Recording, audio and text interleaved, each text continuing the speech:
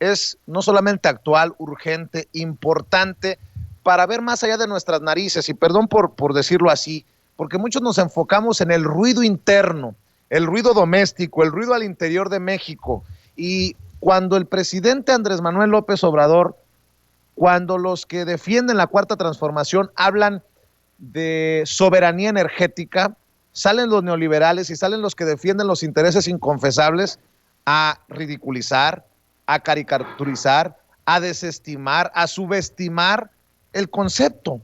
Y en momentos en que un juez da la suspensión definitiva a la reforma eléctrica impulsada por el presidente, y en momentos en que sabemos que se ampararon hasta Walmart, Bimbo, y que Oxxo paga menos por la luz que una familia como la tuya o como la mía en nuestro país, pues creo que es importante entender el concepto de soberanía energética y de lo importante que resulta para otras naciones, no solamente para México, y por eso México en el ojo del huracán, bajo el escrutinio y bajo los reflectores, debí de haber dicho internacionales, profe.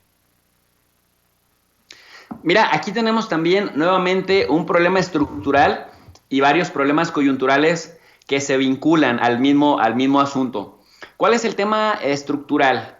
El tema estructural es que se creó todo un sistema de desigualdad, un sistema en donde los neoliberales entendían la competitividad de la nación mexicana como el malbaratar los recursos, un enfoque extractivista en favor de los extranjeros. Te decían, un gobierno, ¿cómo se capitaliza? Se capitaliza a través de la inversión extranjera directa e indirecta, y para ello hay que ser competitivos.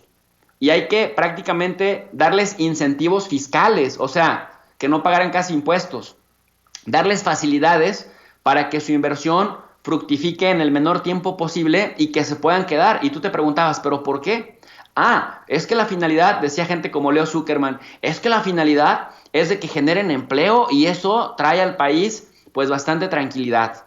Cosa que hemos visto que no es cierto, porque además después le metieron el tema del outsourcing y lo que sí hemos visto es un avance progresivo de explotación disfrazada de una técnica moderna de un empleo fácil y sencillo del que las empresas se quitan la responsabilidad de dar prestaciones sociales, garantías, antigüedades a la gente.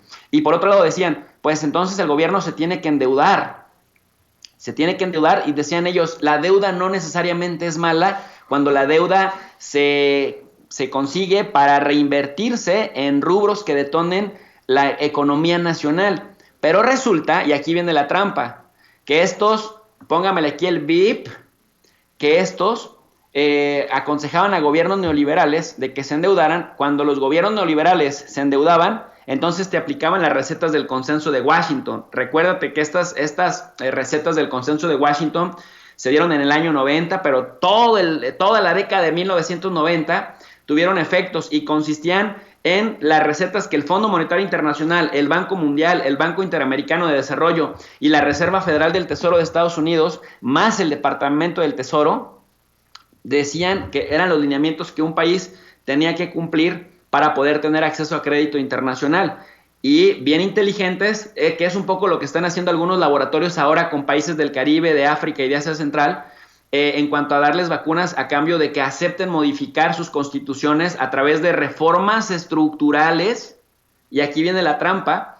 Y estas reformas estructurales te condicionan a tener financiamiento con intereses muy altos, Vicente, y aquí es donde está lo triste, porque cuando los países, además de que tienen mucha corrupción y tienen gobernantes entreguistas, estos gobernantes entreguistas son capaces de hacerse un propio harakiri para toda la nación, sacrificar la nación, los recursos de la nación y el tejido social de la nación, con tal de ganarse unos cuantos pesos de limona, como aquellos funcionarios que aceptan moches y que aceptan sobornos para aprobar reformas estructurales.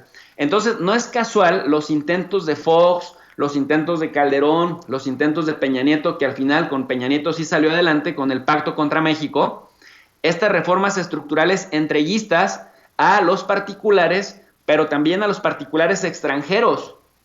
¿Por qué? Porque vienen de recetas que nos han venido aplicando por más de 30 años. Por eso me parece que fue sano que cíclicamente por fin llegara un gobierno como López Obrador, que tiene un enfoque revolucionario pacifista, para tratar de revertir todas estas recetas que solamente intentan concentrar los recursos económicos en unas cuantas manos. En México, los aliados que les aseguren a las élites internacionales globalistas que van a poder seguir desarrollando sus políticas extractivistas. Y Vicente, fíjate que aquí viene lo trágico. En aquellos países que no se dejan, entonces meten al ejército, a la milicia.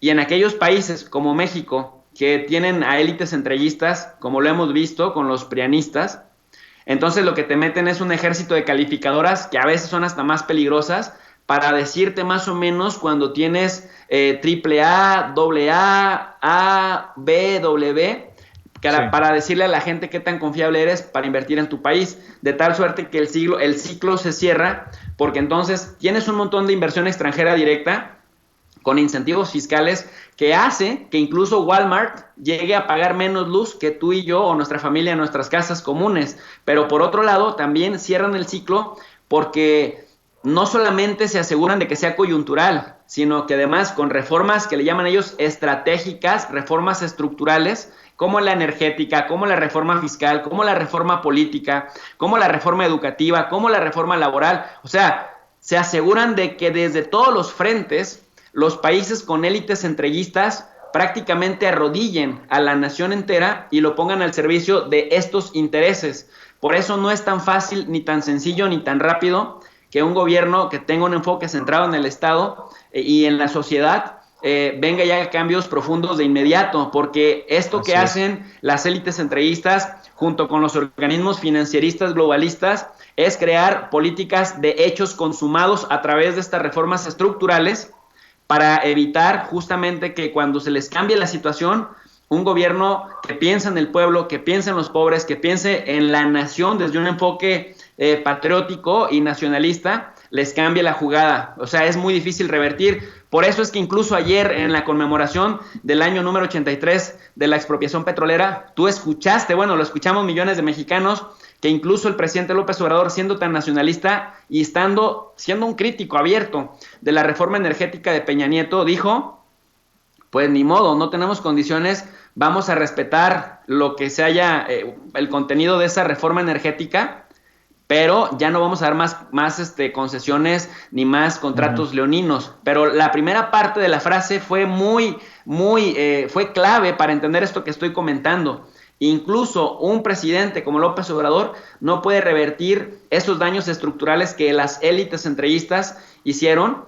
Y si vemos la reforma energética, bueno, pues ya nos lo dijo también el doctor Ángel Valderas Puga, pasó a tener un Pemex, o llevó a Pemex a tener 70,000 millones de dólares de ganancias promedios, a estar en déficit y en las quiebras que nos han dicho que la tienen porque Pemex era una carga, cuando en realidad son efectos directos de la ordeña guachicolera y también de la ordeña fiscal a la que tenían sometido un régimen como el de Pemex. Por eso es importante entender la parte estructural, porque si no nos ahogaríamos en las olas de las coyunturas que muchas veces nos confunden, pero el tema viene de fondo. Por eso me parece muy importante que el presidente López Obrador se refiera a los neoliberales y a los gobiernos neoliberales, y que eso nos obliga a nosotros, los ciudadanos ávidos y necesitados de politizarnos, de ir a buscar los términos y qué implica ser neoliberal y qué implican las consecuencias de las políticas neoliberales, no solamente en México, Vicente, sino a nivel internacional. Así es, profe. Oye, profe, pues, ¿por qué no cerramos invitando a la gente, no solamente para que te sintonice de 7 a 8 de la noche, de lunes a viernes en los canales de Sin Censura, sino que te apoye en tu canal de YouTube y en los esfuerzos que realizas en las diferentes plataformas, en redes sociales?